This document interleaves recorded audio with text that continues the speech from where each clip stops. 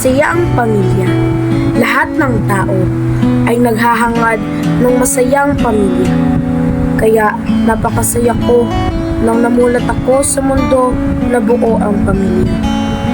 Masaya, sama-sama at walang problema.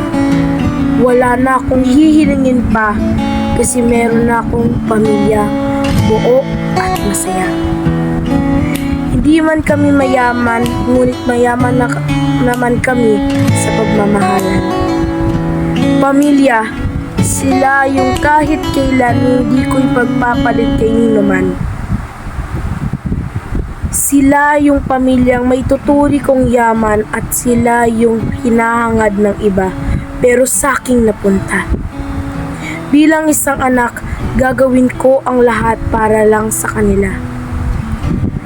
Magtatapos ako ng pag-aaral, maging proud lang sila.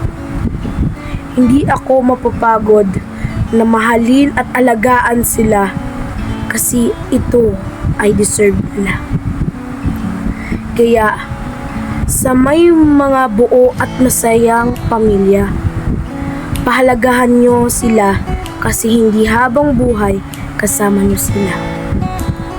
Dahil hindi lahat pinapalad na magkaroon ng pamilya buo at masaya.